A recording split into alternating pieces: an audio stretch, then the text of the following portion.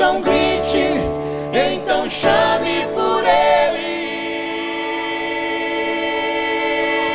Você deseja a presença do Senhor nessa noite, querido? Você anseia, você tem sede, tem fome dEle. Diz isso para Ele, diz isso para Ele. Manifesta, Senhor, a Tua glória nesse lugar, porque nós precisamos do Senhor. Ai de nós sem o Senhor, ai, Senhor, de nós em terra seca. Nós precisamos do Senhor. Espírito Santo, passeia nesse lugar. Espírito Santo, prepara um ambiente profético nessa noite, porque nós te queremos, nós te desejamos, nós ansiamos por estar contigo e por estar envolvidos na tua presença. Prepara esse ambiente profético nessa noite, porque nós não queremos nada de nós mesmos. Sabemos que não adianta, Senhor. Precisamos do Senhor se movendo nesse lugar. Precisamos, Espírito Santo, da tua presença nos envolvendo nesse lugar. Precisamos do manto do Senhor nos enrolando, nos envolvendo e liberando sobre nós o teu calor, o teu calor, o teu calor.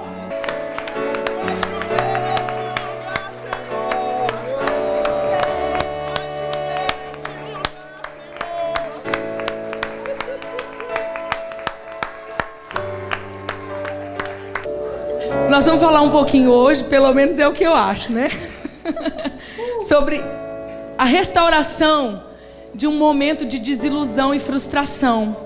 Restaurados da desilusão e da frustração. Nós vamos falar um pouquinho nessa noite, adorando ao Senhor, num clima de adoração, porque nós dependemos do Senhor para a cura das coisas que estão mais internas em nós. E Ele está aqui fazendo tudo aquilo que Ele precisa em quem se dispor, em quem se entregar. Quando nós nos entregamos e deixamos Ele vir, Ele molha mesmo os lugares que estão secos. Eu quero falar um pouquinho, glória a Deus, aleluia, Jesus. Oh, Senhor, eu sinto o desejo do Senhor de ser adorado. Eu sinto como um dia daqueles que a gente podia emendar numa vigília de adoração, sabe? Eu sinto o desejo do Senhor em receber a adoração da sua igreja.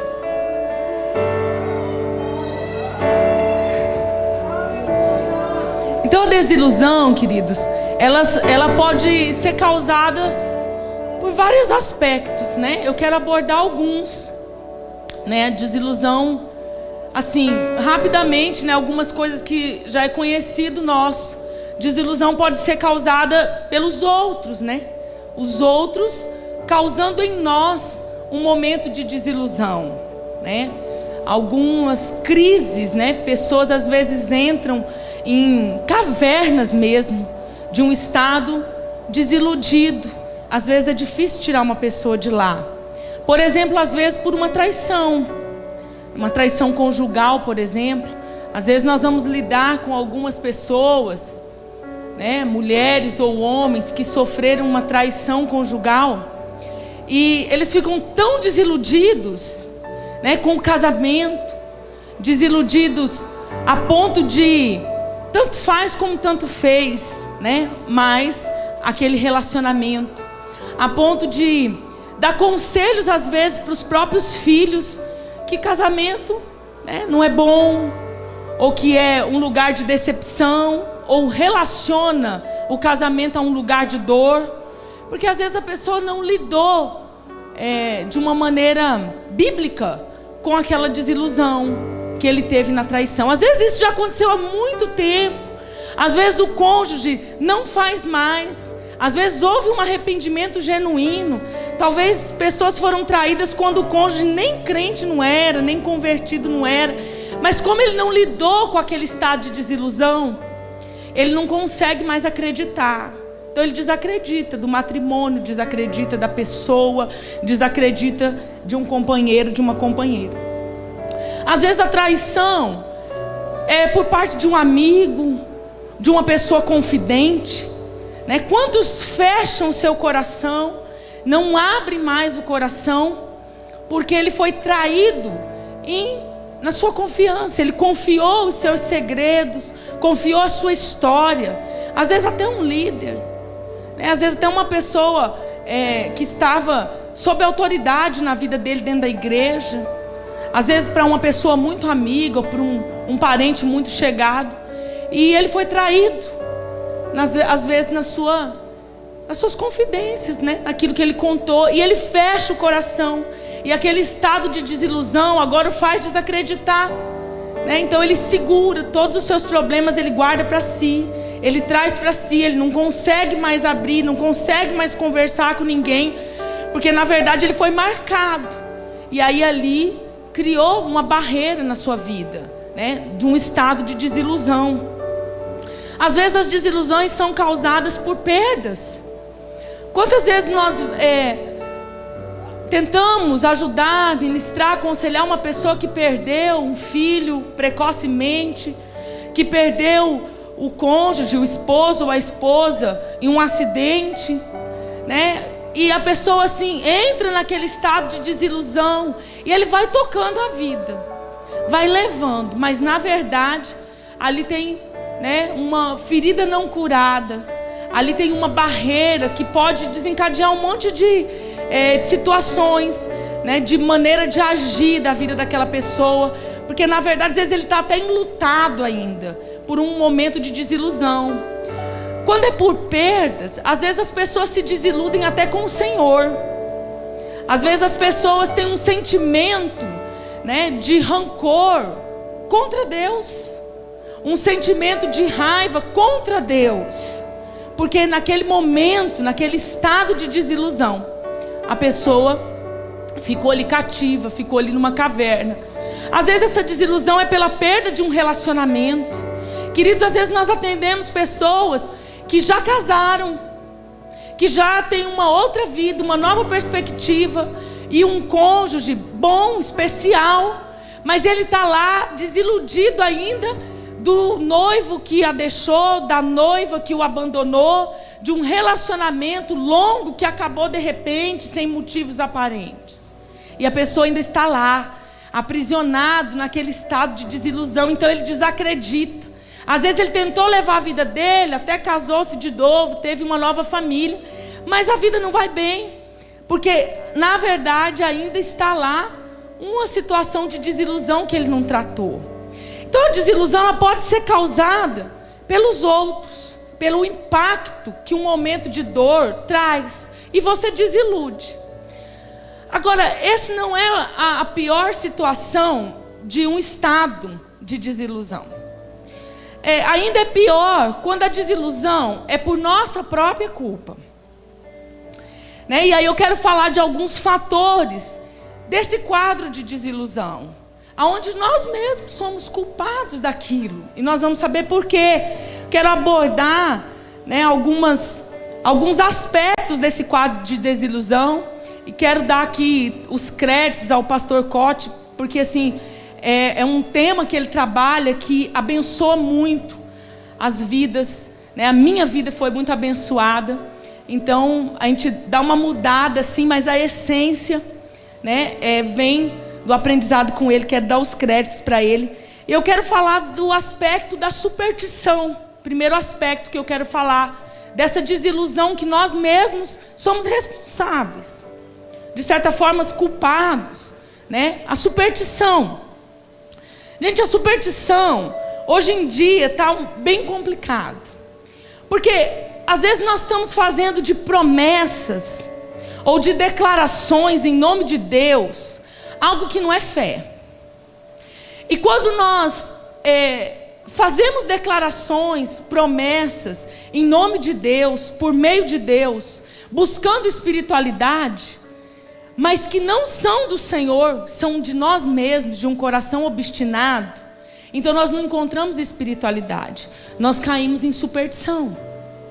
E a superstição ela está muito ligada a isso. Deus vai fazer, né? Deus vai acontecer, mas na verdade não é algo que nós buscamos do coração de Deus para nós, é algo que o nosso coração obstinado desejou, e aí quis que acontecesse.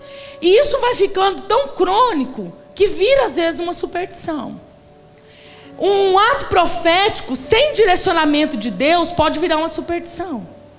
E hoje nós temos muito isso, né? Ações proféticas, mas da obstinação do coração do homem, das motivações egoístas do homem, e a gente coloca Deus no meio. E aí você passa a crer naquilo como sendo de Deus, mas na verdade vira uma superstição. Não é algo do Senhor. E isso é um aspecto que nos ilude e que vai nos causar uma desilusão depois. Nós nos iludimos com aquela situação, porque na verdade é a resposta que o nosso coração quer. É a resposta que o nosso coração deseja. E isso, né, a gente vai ficando tão obstinado que vira superstição. Sempre que você produz em pessoas ou em você mesmo uma expectativa sem o respaldo da palavra, vai virar uma ilusão. Sempre, né, que nós produzimos em nós ou em outras pessoas algo que não tem respaldo do Senhor, que não tem respaldo da palavra, vira uma ilusão. E lá na frente é essa ilusão que vai se tornar uma desilusão, seguida de uma frustração na nossa vida. Às vezes nós não paramos para pensar sobre isso, né? E a gente tem assim um desespero de crer, né? E de declarar, Deus vai agir nessa causa, mas a gente determina a forma dele agir. Não está errado a gente crer que ele vai agir, e ele age mesmo. Ele nunca para de trabalhar. Ele nunca está quieto, em descanso, indiferente aos seus filhos. Mas é porque é a maneira dele. Então, vira superstição quando nós queremos determinar, queremos profetizar, declarar, fazer promessas de acordo com o nosso interior, com aquilo que a gente acha. Então, hoje tem muitos objetos, né, proféticos aí sendo usados, mas tudo voltado na obstinação do coração do homem. E isso vai levar a um caminho de superstição, contrário à espiritualidade. A ilusão, nós precisamos compreender que antes de uma desilusão na vida de uma pessoa, vem uma ilusão. Primeiro a pessoa se ilude, para depois se desiludir. Então, se alguém está passando por um processo de frustração, que veio da desilusão com alguma coisa, primeiro houve uma ilusão. Então, antes, né, da desilusão, vem a ilusão. Nós nos iludimos em relação a alguma coisa.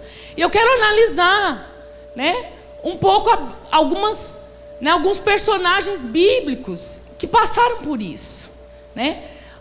Uns textos interessantes aqui da Bíblia. Por exemplo, os discípulos de Jesus. Gente, eles tinham se iludido tanto em relação ao reino de Deus, né, que Jesus procurou falar para eles tão claramente sobre o que era a cruz. Mas eles não queriam entender. Sabe, escamas vieram aos seus olhos, tapões aos seus ouvidos, uma dificuldade de entender. Mas Jesus estava sendo tão claro, mais claro impossível. Por exemplo, no texto de Mateus 20, 17 a 22, se você quiser abrir, senão eu vou ler para você.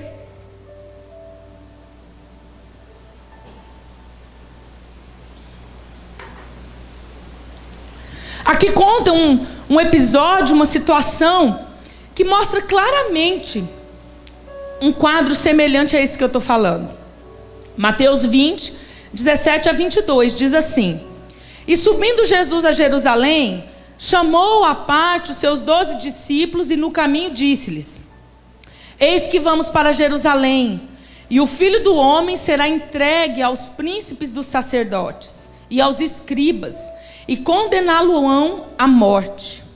E o entregarão aos gentios para que dele escarneçam e o açoitem e crucifiquem. E ao terceiro dia ressuscitará. Então se aproximou dele a mãe dos filhos de Zebedeu, com seus filhos, adorando e fazendo-lhe um pedido. E ele disse-lhe: Que queres? Ela respondeu: Dize que esses meus 2 filhos se assentem à sua direita e outro à sua esquerda no teu reino. Jesus, porém, respondendo, disse: Não sabeis o que pedis. Podeis vós beber o cálice que eu hei de beber? e ser batizado com o batismo que eu sou batizado? Responderam-lhe eles: podemos.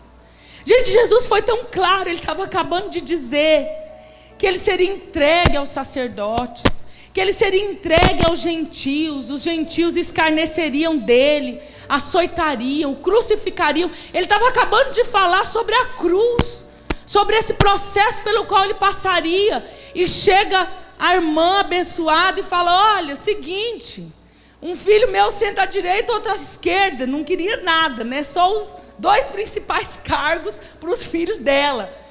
E ele está acabando de falar da cruz, do que ele ia passar. E a mulher desentoada, né? Cheia de escamas, o rapaz não entendeu nada. Falou: olha, deixa meu filho um governar ao seu lado, de um lado, o outro de outro. Ele falou, ele ainda deu uma outra chance, disse: por acaso vocês vão poder beber do cálice que eu vou beber? Vocês vão poder ser batizados no batismo que eu vou ser? E aí eles responderam: podemos, né? Não entendeu nada, estava pior que Pedro. Então, queridos, o Senhor estava falando com toda clareza, mas havia uma ilusão no meio dos discípulos. Eu não sei o que cada um certamente pensava. Se um achava que Jesus ia tomar o governo do Império Romano, se Jesus ia vir com carros e cavalos e quebrar a autoridade de Pôncio Pilatos, como que eles estavam imaginando essa remissão que Jesus ia fazer? Mas tinha uma ilusão, e não era Jesus que estava pregando essa ilusão. Ele estava falando muito claro: eu vou morrer, eu vou para a cruz, eu vou ser escarnecido, eles vão zombar de mim. E o povo estava lá brigando pelos cargos, pelo lugar. Jesus falando da sua morte, e ela não entendeu, essa mulher não entendeu. E quantas vezes Jesus tem falado para nós, queridos? Quantas vezes Jesus tem falado para a igreja sobre a cruz, sobre a morte, sobre a dificuldade, sobre os textos difíceis de cumprir do Evangelho? Quantas vezes ele tem falado isso, mas nós estamos como essa mulher, cheios de escamas nos olhos, cheios de tapões nos ouvidos, brigando por coisas circunstanciais, brigando por coisas passageiras, nos iludimos a respeito do que Jesus não falou, porque a sua palavra é clara. Assim como ele falou aqui antes dessa mulher se colocar, ele também fala em vários textos do preço de segui-lo, do preço de dizer eu sou servo do Senhor, do preço de dizer Jesus é o rei da minha vida. Mas muitas vezes nós estamos como a mulher. E sabe, queridos, a ilusão, ela vem por causa da nossa própria cobiça. Uma pessoa se ilude por causa da sua própria cobiça. Nos iludimos, não é por aquilo que Jesus fala, porque Ele fala a verdade. Nos iludimos pelo aquilo que nós cobiçamos. Muitas vezes Ele está falando do preço. Nós não estamos preocupados em calcular o preço de servir, mas estamos novamente querendo, olhar para as circunstâncias, para o que é passageiro. E estamos igual a essa mulher. Por isso que às vezes vem um momento de desilusão. E eu vou te mostrar um aspecto bom desses momentos de desilusão. Tem um aspecto bom, mas eu preciso primeiro entender que às vezes vem certas situações na nossa vida por causa de nós mesmos, por causa do que nós cobiçamos e o que nós almejamos. Sabe aquela história assim, quanto maior a subida, maior tombo? É assim. E Jesus tem nada a ver com isso, porque a palavra dele é límpida, é clara. Sabe, está tudo muito claro a respeito do Evangelho e da cruz, a respeito do que é ser um cristão, do que é o reino do Senhor. Mas às vezes nós nos deixamos iludir. Por exemplo, quero abordar o aspecto da ilusão ministerial. Às vezes é nessa área as nossas desilusões. Muitas vezes Jesus quer nos ensinar o caminho de morte, nos preparar para o milênio, para o reino estabelecido no milênio. E nós estamos preocupados com os cargos, com os títulos, com as posições, com as honras, com as coisas terrenas, passageiras. Estamos preocupados com o que os outros vão achar, pensar, né, os posicionamentos. E Jesus está querendo dizer: olha, eu quero te preparar para o reino, eu quero te preparar para algo maior. Lá eles não entenderam a crucificação. Eles não entenderam que a morte era para um benefício maior. Que por trás de tudo que Jesus ia passar, ia ter um benefício que ia alcançar não só o povo judeu, como todos os gentios que crescem e decidissem por Jesus. Eles não conseguiram entender. Por isso eles caíram no estado de desilusão. Jesus está querendo às vezes mostrar para nós que o reino dele está ligado às nossas transformações internas. Está ligado a uma mudança de valores, que o reino é interior, que o Espírito veio habitar para nos transformar de dentro para fora. Jesus está nos direcionando em tudo isso, e nós estamos continuando preocupados com o externo, com o alcançar, com as conquistas, com aquilo que é passageiro. Ainda estamos querendo conquistar. Ainda estamos ligados ao evangelho triunfalista. Queremos vencer aqui. Ele está dizendo: não é aqui, é lá. Começa dentro. Eu estou te preparando aqui para você alcançar lá. Eu estou mudando você aqui para lá. Você está num propósito maior, o qual eu escrevi sobre a sua vida. Mas a gente não está entendendo. As escamas vêm. Queremos nosso próprio império, brigamos pelas coisas passageiras, queremos o nosso próprio reino. Ou eu sento à tua direita ou à tua esquerda, ou então eu monto o meu próprio, e daí é melhor porque eu estou no centro. E Jesus continua falando, mas nós não percebemos que a pegada do Senhor é outra. Por quê? Surdez espiritual, escamas nos nossos olhos. Nós não conseguimos entender que o que ele está falando é outra coisa, né? É outro, né? É outro curso. O rio dele está seguindo para outro curso. Às vezes nós entramos em desilusões matrimoniais, no casamento. Mas antes dessa desilusão veio uma ilusão. Problemas sérios no casamento estão ligados a ilusões com o cônjuge antes. Escamas, né? Porque eu preciso casar, eu vou casar, e daí dá uma tampada no ouvido, dá uma fechada no olho, mas depois começa a vir as crises, e aí vem a desilusão. Quantos de nós não ignoraram os conselhos dos pais, que às vezes aconselharam uma filha, por exemplo, do caráter, de algumas coisas que apontavam sobre o rapaz? E os pais estavam avisando: olha, moça, é assim. Olha, esse rapaz tem essas características. É uma pessoa sem compromisso, sem caráter. Olha, essa menina não tem muita responsabilidade. Meu filho, ora mais, pensa mais. Mas nesse momento entra um estado de ilusão, que depois vai virar a desilusão e a frustração. Coisas que a gente não quer ver. Porque às vezes há uma escama nos nossos olhos, às vezes há tapões nos nossos ouvidos, lá antes. E aí nos iludimos, muitos casam iludidos. E agora, queridos, casou, o casamento é de Deus. Então agora tem que consertar na cruz, porque não calculamos o preço antes. Não tiramos as escamas dos olhos antes. Então agora nós precisamos em Cristo vencer.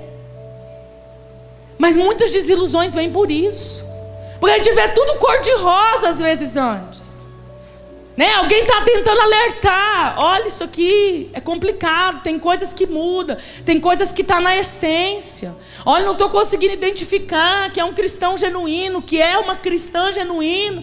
Não, o que importa é casar. E às vezes depois vem a desilusão. Essa é a verdade. Às vezes nos iludimos. Ilusões profissionais, na área profissional.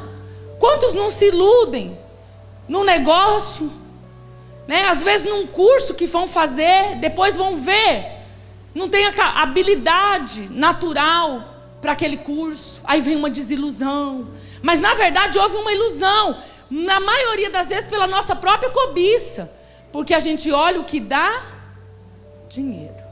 O que alguém contou que está se dando bem. E às vezes entra em cada furada de negócios.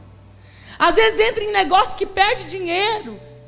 Ai, que desilusão, agora frustrou, vai para uma caverna. Mas o que fez entrar nesse lugar? Uma cobiça? As nossas próprias cobiças? A obstinação do coração humano. E eu não estou dizendo que Deus está indiferente a isso, ou que Deus vai nos rejeitar nesse momento. Não, porque Ele é amor. E Ele tem o interesse de nos tratar. Mas só que nós precisamos entender, precisamos reconhecer algumas coisas do que acontece com a gente. Quando nós nos iludimos, o próximo passo será a desilusão. Toda vez, querido, que nós damos uma ênfase desequilibrada da Bíblia a algum assunto, nós vamos ficar desequilibrados. Por exemplo, a prosperidade é algo de Deus? É um assunto de Deus? É totalmente de Deus. Está na palavra? Está. Mas se eu der uma ênfase à prosperidade material maior do que o que a Bíblia dá, eu vou ficar em desequilíbrio. E isso vai me iludir. E lá na frente pode me causar uma desilusão. Eu posso me frustrar. Então todos os assuntos eu preciso entender qual a ênfase que Jesus dá, que a palavra do Senhor dá, para que eu mantenha um equilíbrio, né? Às vezes a ilusão vem também por um pensamento romântico demais, né? Algumas mulheres aí nós temos que tirar em algum momento da vida, assim, daquele conto de fada, sabe? Da síndrome da Cinderela, porque assim romantiza demais uma situação e causa uma ilusão na sua cabeça. Mas você tem hora que tem que chamar para a realidade. Porque vai ter uma desilusão ou uma frustração quando a coisa está em desequilíbrio com a palavra de Deus. Quando está em desequilíbrio com aquilo que Deus fala. Então a gente precisa, assim, em relação ao assunto da desilusão, ter os pés no chão. E vigiar para que nós não sejamos iludidos pela nossa própria cobiça. Por aquilo que nós queremos, pelo aquilo que nós obstinamos no nosso coração. Eu quero ler com vocês um texto em Lucas 24. E é um texto um tanto comprido, mas eu gostaria que você acompanhasse essa leitura.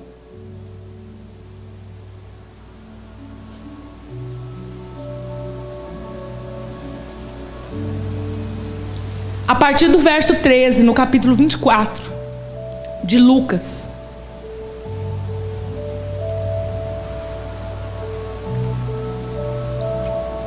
Diz assim: eis que no mesmo dia iam dois deles para uma aldeia que distava de Jerusalém 60 estádios, cujo nome era Emaús. E iam falando entre si de tudo aquilo que havia sucedido. E aconteceu que, indo eles, falando entre si e fazendo perguntas uns aos outros, um ao outro, o mesmo Jesus se aproximou e ia com eles. Mas os olhos deles estavam que como fechados, para que não o conhecessem. E ele lhes disse: que palavras são essas que caminhando trocais entre vós? E por que estáis tristes?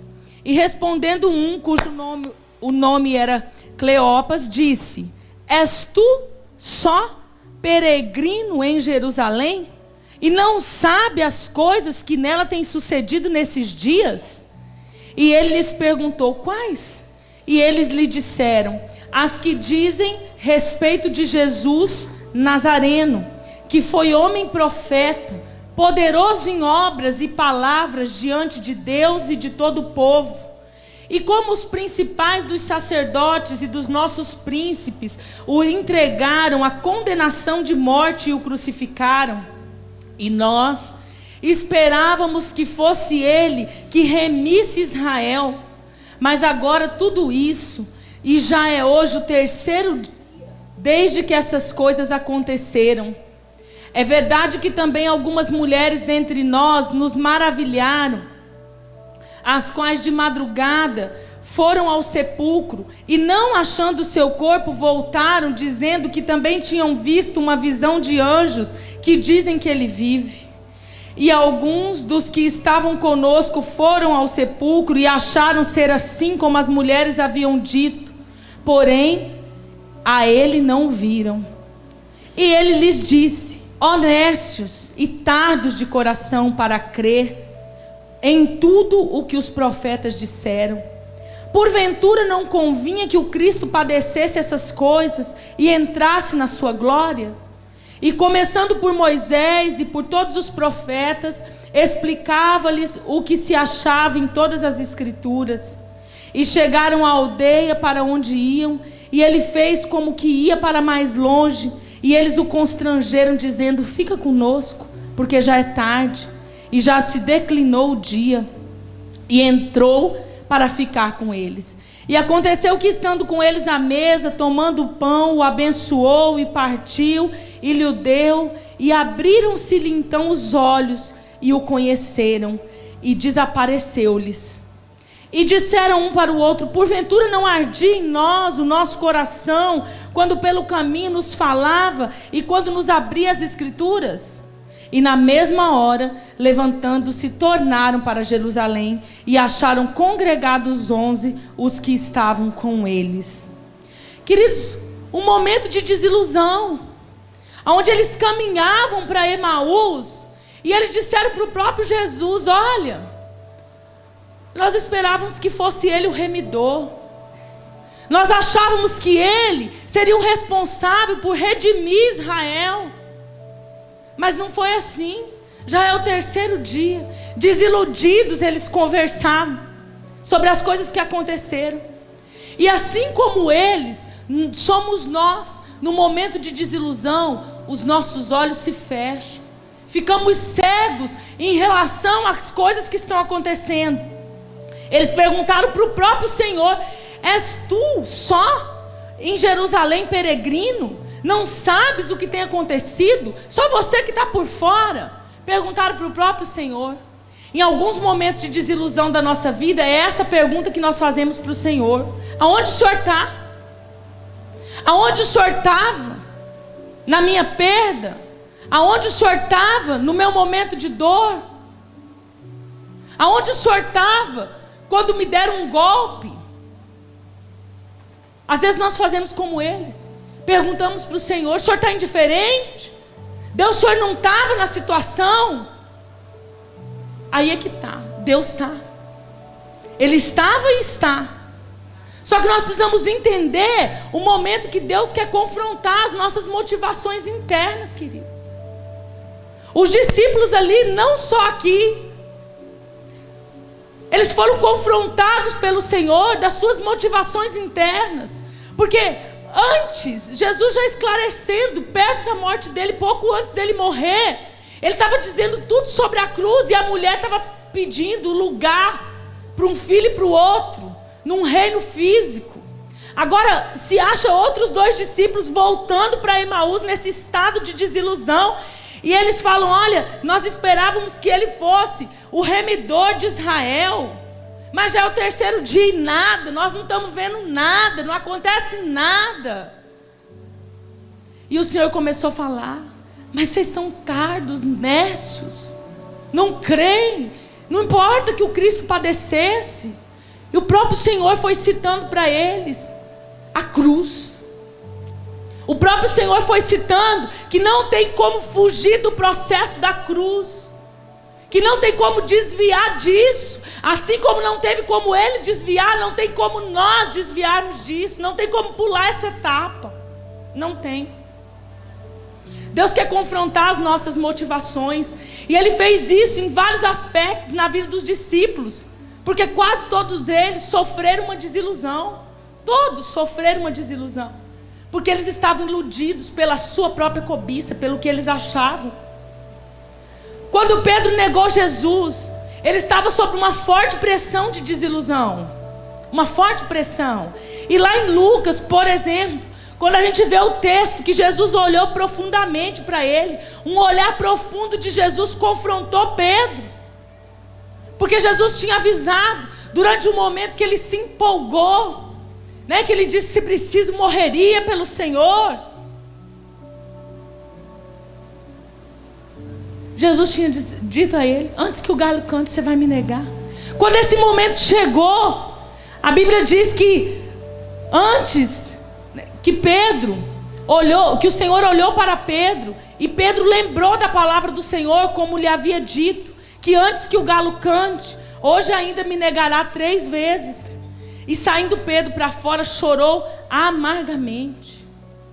Queridos, Pedro foi confrontado nas suas motivações, porque o primeiro escândalo de Pedro foi em relação à cruz. Quando Jesus mencionou a cruz, ele diz, não, o Senhor não vai morrer, de jeito nenhum. E às vezes nós hoje nos escandalizamos na cruz, nos escandalizamos do que é a cruz. Como que nós nos escandalizamos? Da mesma forma que Pedro. Quando vem o nosso sofrimento, quando vem a nossa hora de morrer, a nossa hora de negar, a nossa hora de renunciar, nós nos escandalizamos e achamos esse evangelho pesado demais. Achamos difícil demais sofrer algumas situações. A cruz tem dor, causou uma aparência de decepção e de frustração, mas ela tinha um benefício maior, ela tinha por trás dela um bem maior. Pedro foi confrontado mais uma vez, quando Jesus foi restaurar o ministério dele, e Jesus perguntou, Pedro, tu me amas? Segunda vez, Pedro, tu me amas? Pedro, tu me amas? Ele se entristeceu com o Senhor, mas sabe o que Jesus estava perguntando ali? Pedro, tu me amas mesmo, é conversa fiada. Pedro, tu está disposto a morrer pela causa? Ou você só queria a glória do ministério quando o ministério estava bombando? Quando os milagres estavam em evidência? Quando vocês estavam famosos, em evidência? Era só aquilo que você queria? Você me ama mesmo, Pedro? Você sabe medir o peso? Você sabe medir o preço da obra, Pedro? Você está disposto mesmo a apacentar as ovelhas? Então cada olhar de Jesus confrontava a motivação de Pedro. Porque o estado de desilusão dele é porque eles ainda criam até o final que Jesus ia fazer alguma coisa contra o Império de Roma, mas que ele não ia acabar daquele jeito na cruz. E uma ilusão que o próprio coração deles cobiçou, que veio deles mesmos. Por isso veio um estado de desilusão. Jesus em cada olhar confrontava Pedro. Você me ama mesmo, Pedro? Você quer entender mesmo o que é a cruz, o que é o evangelho do reino, o que é a vida eterna, o que é estar comigo, o que é reinar comigo no milênio? Ou você quer voltar a pescar, Pedro? E às vezes Jesus pergunta isso para mim e para você. Às vezes nesse momento de desilusão, é um momento que Jesus vem confrontar qual é a sua motivação de servir. Qual é a verdadeira motivação sua de estar com o Senhor? É enquanto tudo vai bem? É enquanto tudo está jóia? É só para pedir as restaurações, os milagres que são necessários? Ou é porque você acredita na causa? É porque você acredita no bem futuro? É porque você acredita no milênio, no reino? Ei, por quê? Qual é a motivação do nosso coração? Quais são as motivações internas que estão pulsando aqui dentro? É a nossa própria cobiça? É o que nós almejamos, o que nós obstinamos de uma dura cerviz? Ou é o coração que quer ver mesmo a cruz? Que quer se curvar mesmo? Que quer entender Jesus como rei? Qual é a motivação do teu coração? Então o momento de desilusão, eu quero que você saiba, não seja enganado, vem também para confrontar as motivações internas do que estão fazendo a gente seguir Jesus. É a motivação da multidão? É a evidência do ministério? É a glória diante dos homens? Ou é o entendimento da cruz verdadeira? Ou é o cálculo do que é obra? É enquanto eu estou são? Ou é na enfermidade também? É enquanto eu estou bem ou é na traição também? É enquanto eu estou usufruindo do milagre do poder de Deus? Ou é em todo tempo? Porque eu entendi o que é a cruz. Qual é a motivação do teu coração? Se Jesus estivesse ao teu lado e te perguntasse: Pedro, tu me amas? Pedro, tu me amas? Apacenta as minhas ovelhas. Pedro, tu me amas? Evangeliza os indoutos. Pedro, tu me amas? Adore a minha vida, adore quem eu sou. Pedro, tu me amas? Segue a cruz, segue o evangelho. Pedro, tu me amas? E se ele te perguntasse, você ia deixar escancarar a motivação real do teu coração, o que realmente está lá?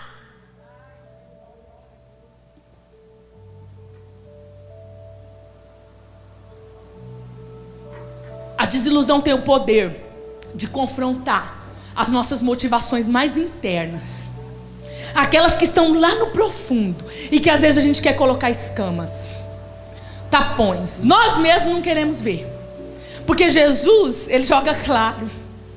Às vezes ele está falando o tempo todo e há muito tempo, mas não caiu a ficha. Não caiu a ficha. Como que eu posso ser restaurado de um momento de desilusão, seguido de uma frustração? Eu preciso sair de Emaús e eu preciso voltar para Jerusalém. Emaús representa esse território da caverna, da desilusão, da frustração, do desânimo por algo que deu errado. Eu preciso entregar para Deus, seja uma pessoa, seja alguém que se foi, seja alguém que traiu, seja alguém que me fez sentir ódio ou rancor, ou seja, o que deu errado, o negócio que faliu, o negócio que frustrou, a situação que deu errada. Eu preciso entregar para Deus. E sabe, querido, sacrifício para Deus não é você perder para o mundo, é você entregar para Deus. Não é o que você perde porque o mundo te toma, é o que você renuncia por amor daquele que te chamou. É o que você entrega de livre e espontânea vontade. Não é porque o negócio, o funil aperta, sabe? Te encurrala e já não tem mais jeito. Não. É porque você decidiu renunciar. Isso é sacrifício de adoração. Porque você decidiu entregar. Então eu preciso entregar para Deus. Eu preciso entender que sacrificar não é perder para o mundo, mas é entregar com íntima renúncia. Claro que para sair de Emaús eu preciso, se a ilusão envolveu alguém que me iludiu, que me machucou, eu preciso ter um perdão genuíno, claro. Eu preciso entregar a situação, eu preciso colocar no altar, eu preciso ser batizado pelo perdão. Agora também eu preciso aceitar as correções, porque muitas dessas desilusões foram causadas pela minha própria cobiça, pela obstinação do meu coração. Então eu preciso aceitar quando Deus corrige as motivações internas. Eu preciso aceitar a correção, porque eu sou considerado filho. Eu não sou bastardo, eu não sou rebelde à correção do meu pai, mas eu me curvo e aceito, e deixo meu coração ser batizado pelo consolo, porque o Espírito Santo vem consolar. Tudo que Ele quer é que você entre. Nós não podemos permanecer em Emaús. Sabe, o grande mistério para voltar para Jerusalém foi quando aqueles 2 discípulos que estavam indo para Emaús convidaram Jesus para ficar. Quando eles constrangeram, Jesus fez que ia para ver qual era deles. Porque Jesus, Ele sabe onde precisa entrar na sua vida, mas Ele quer ser convidado. Você precisa chamar Ele. Você precisa dizer: Senhor, vem aqui, governa nessa situação. Eu quero te deixar governar. Vem cá, fica comigo. Sabe, vem cá, ceia comigo. Entra aqui nessa situação. Quando eles convidaram Jesus a entrar, e Jesus entrou, quando Jesus partiu o pão, as escamas caíram, eles conheceram que era o Senhor. Eles reconheceram que era o Senhor. O Senhor precisa estar nessa situação para que você volte para Jerusalém. Sabe, quando o Senhor ficou ali com eles, abriram-se os olhos, porque caiu a ficha deles. E tem um momento nesse estado de desilusão de qualquer um de nós que precisa cair a ficha. E a gente precisa deixar Deus trabalhar, Deus corrigir, Deus consertar essas motivações para a gente voltar para Jerusalém. Sabe, outro segredo aqui, é que logo que eles ouviram, né, viram o Senhor desapareceu, eles imediatamente voltaram para Jerusalém. Tem gente que quer ficar na terra da desilusão, por opção. Você está pedindo, você está ajudando, você está mostrando o caminho, Jesus está indicando por onde vai, como vai, e a pessoa às vezes quer ficar naquele momento da dor, ele não quer sair. Sabe, todos nós podemos nos frustrar, sim, com pessoas, com situações. Podemos, estamos sujeitos a isso. Mas quanto tempo nós ficamos nessa caverna, aí é com nós. Quanto tempo nós ficamos lá nesse estado de desilusão, aí é com nós. Quanto mais rápido a gente tomar o caminho de Jerusalém, mais rápido a cura vem. Mais rápido a situação se organiza. Eu preciso entender que em Jerusalém, a sequência, queridos, é primeiro o Calvário, depois a ressurreição. Eu não posso mudar a ordem. E eu venho para o Evangelho, por causa do milagre. Eu venho por causa do que Ele pode fazer. Eu preciso vir porque Ele é. Fazer é a especialidade dEle, porque para Ele não tem nada sequer difícil. Essa não é a questão, eu não estou discutindo isso. Mas a motivação do meu coração tem que ser Jerusalém. A motivação do meu coração tem que ser estar no Senhor, pelo que Ele é. E todas as conquistas são consequências, e toda a provisão é consequência. Ele é Deus e vai continuar sendo Deus, independente de qualquer circunstância. Ele é digno da minha adoração, independente de qualquer circunstância. Ele é Deus e vai continuar sendo Deus.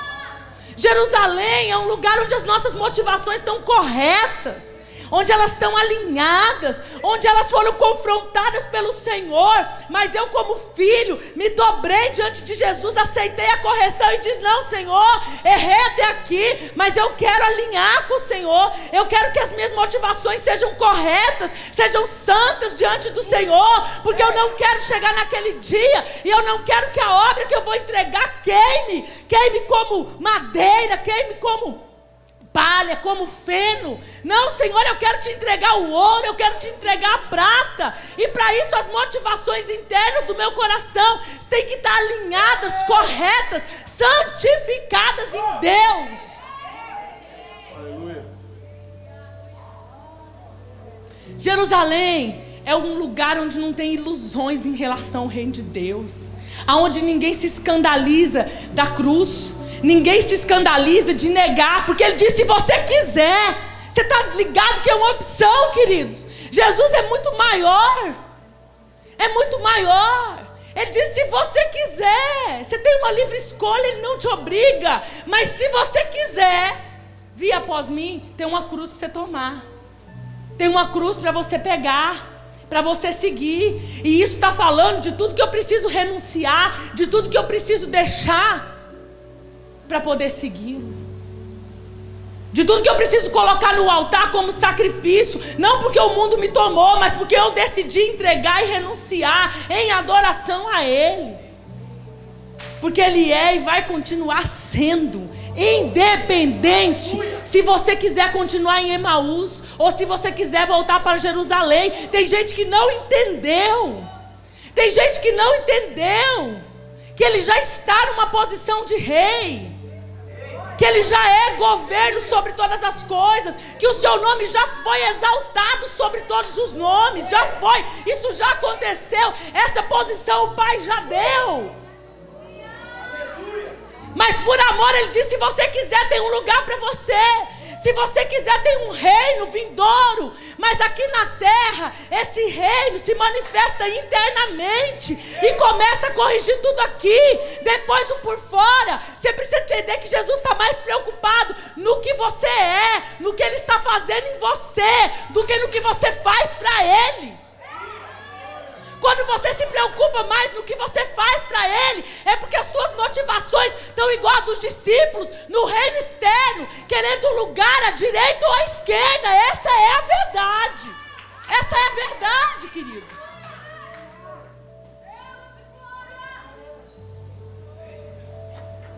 Essa é a verdade. Jesus, Ele está mais interessado no que Ele está transformando dentro de você, no quanto Ele conseguiu avançar dentro de você. Porque o que você tem para fazer para Ele, isso é em segundo plano. Porque você é mais importante do que a obra que você pode oferecer. Porque Ele te quer, Ele te deseja. E Ele está querendo dizer para nós: olha, minha igreja, o reino é outra coisa, o evangelho é outra coisa. Não se ilude igual os meus discípulos lá do início se iludiram. Não, o reino não é aparência. O reino não são as patentes, não são as coroas desse mundo. Não é aqui, começa dentro de você. Por isso o Espírito veio habitar dentro de você. Então é dentro de nós, é dentro de nós.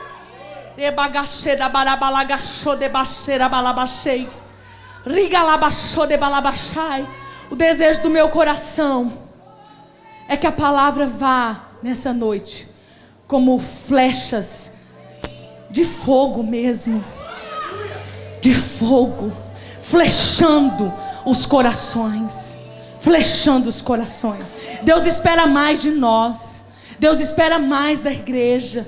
E eu quero dizer uma coisa: esses momentos de frustração confrontam as suas motivações internas. Estes momentos de frustração e desilusão confrontam as suas motivações internas. Eu quero que você entenda isso nessa noite. As motivações internas. O Senhor está preocupado com isso, porque o reino está falando de mudança de valores, de transformação interna. Quero te convidar a ficar de pé, querido.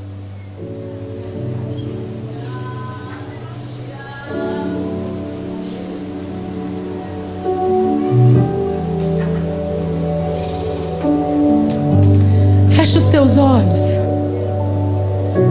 para que nós possamos buscar o Senhor.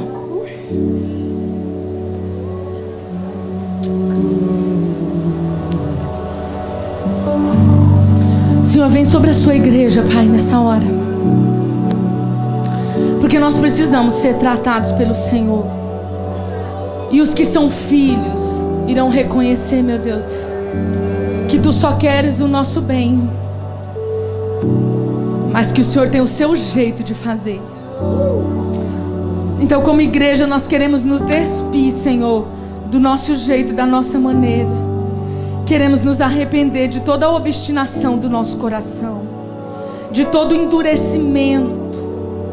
Senhor, nós queremos nos arrepender de toda a superstição no nosso coração, que endurece, Senhor, o nosso ego, movido pelo egoísmo, Pai, pela nossa vontade, pelo nosso querer, Senhor. Perdão, Senhor, quando o nosso coração é sondado pelo Senhor e é achado assim, Pai, movido por superstição, dando uma ênfase desequilibrada, Senhor, da Tua palavra, nos iludindo, Senhor, com o que nós queremos. Pai, nós queremos apresentar a nossa motivação interna e queremos dizer que nós estamos dispostos a ser corrigidos pelo Senhor, porque nós queremos, Pai, calcular o preço do Evangelho e queremos a graça do Teu Espírito, Senhor, para seguir. O Senhor disse: se você quiser, vem após mim. Nós queremos, Senhor, a graça do Teu Espírito para tomar a nossa cruz e dizer: sim, Senhor, nós queremos. Nós queremos o Evangelho da renúncia. Nós queremos o Evangelho da cruz. Então, Senhor, derrama o Teu perdão sobre nós. Cobre com Teu sangue todos os nossos corações. Todos, Senhor, aqui presente. Que o Teu sangue possa vir, Senhor, e cobrir, Pai, o pecado do nosso coração interno. As motivações mais ocultas, mais profundas, Pai, para que nós sejamos tocados e transformados pelo Senhor.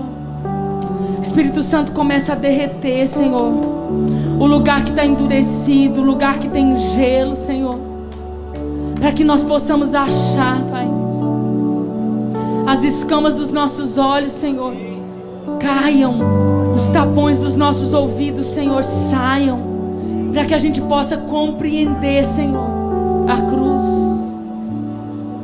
Pai, Pai, em nome de Jesus Cristo, eu quero apresentar todos os meus irmãos.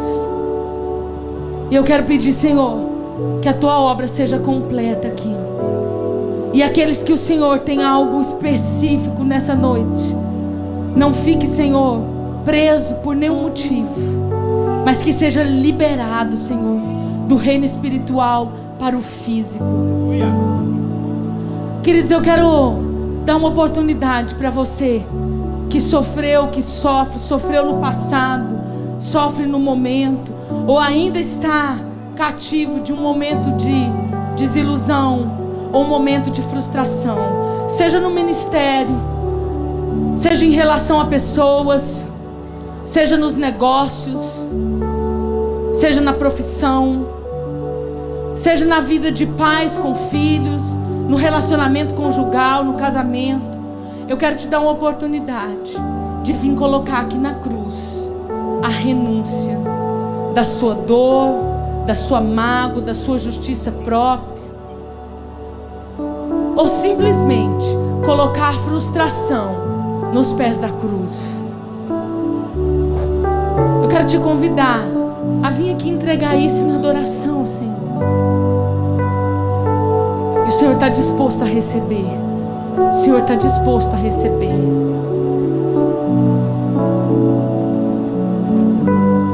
Vem colocar a sua frustração. Vem colocar a sua dor.